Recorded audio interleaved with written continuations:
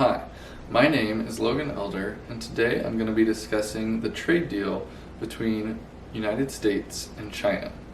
This was a huge push from Donald Trump during his 2016 presidential campaign.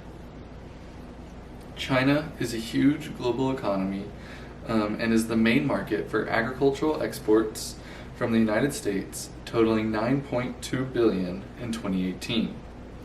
China's export economy grew 954% between 1970 and 2010. And the average household income in China has increased by over 400% in the last 10 years. These statistics found at BusinessInsider.com show what a massive and fast-growing economy China is and why the U.S. is trying to make a trade deal with them. The United States as an economy has three large and main trade partners. The first is Mexico as its top trade partner, exporting $21.9 billion worth of products and importing $27.7 billion, making up 14.8% of all U.S. trade. Canada makes up 13.8% of all U.S. trade as its imports are $22.6 billion worth of American goods, and exports are $23.4 billion. China is sandwiched between the two countries, making up 14.6% of U.S. trade. These negotiations happened in order for better trade deals to come into place and for both countries to be able to grow. President Trump feels that the past trade terms had destroyed the American industry, which forced people out of jobs, found at bookings.edu.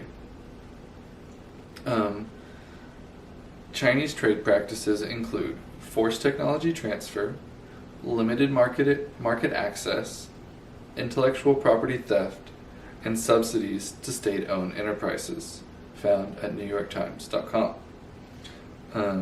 It is because of these trade practices that Trump has pushed for this deal in order to decrease or even stop some of these practices. Another big reason for these negotiations is to lower the tariffs between imports and exports between the United States and China. Because they are such a large partner, better trade deals would be favorable for both countries. There were, however, some big challenges during negotiations. Wendy Cutler, in a New York Times article, said, because the United States was willing to compromise with China and not press them on the most difficult issues, they were able to reach positive ground. Still, there were some big issues, but the United States and China did not press China hard for those issues to happen, and that is one of the reasons they were able to come to a deal. According to our textbook in Chapter 11, it says that Americans believe strongly in individual rights, whereas China stresses group rights. This means that Americans are focused strongly on the private sector of business and how much they can grow their individual wealth, whereas China is focusing on their country as a whole and looks to grow their country's economy over individual businesses within that country.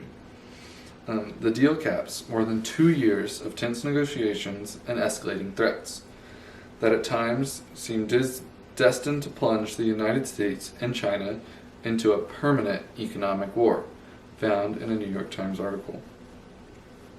It is due to past conflict between the U.S. and China that it makes it difficult to come to a deal, as the relationship between the two was not in the best place to begin with, and it took some time to build that relationship up before a deal could come into place. The positive results of the negotiation came in January of 2020 when the United States and China signed the agreement. China is committing to protect American intellectual property, halt coercive technology transfers, and refrain from using currency devaluation as a trade weapon, according to a Brookings.edu article. China is also committing to buy 200 million in American goods above their 2017 levels by the end of 2021. However, the year-to-date earnings, according to a Fortune article, are not what they should be, but this could be due to COVID-19, or they simply do not have the ability to buy the amount of goods that was promised in the agreement. They are as follows: agricultural goods, 19.6 of the 22.3 billion goal; manufactured goods, 33.2 of the 55.4 billion goal; and energy, only 3.5 of the 17.4 billion goal. Manufactured goods are looking good, but is still below. Agriculture and energy are both super low and need to be brought up in order for them to be able to reach their 200 million increase by the end of 2021. Some negative results of the negotiation do happen, and according to a Brookings.edu article, China is advancing its own interest and oppressing its own people at home because they know America won't respond with fear of losing the deal.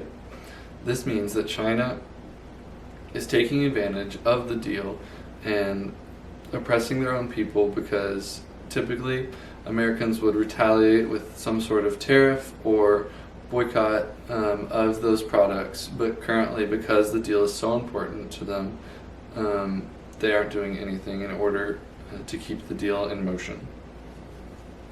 Another negative result happened before the agreement was signed, and in between July of 2018 and August of 2019, the United States announced plans to impose tariffs of more than 550 billion of Chinese products, and China then retaliated with tariffs on more than 185 billion of U.S. goods. This huge tariff war, trade war between the two countries, led to consumers paying more for products and businesses having to pay those tariff fees, which led to some businesses going out of business and people losing their jobs. This trade deal was hugely important and bolstered Trump's presidency as it comes to the 2020 election. This trade deal, in my opinion, is just the beginning of a great trade relationship between China. And because of this, I believe that there will be a stronger economy as the years continue.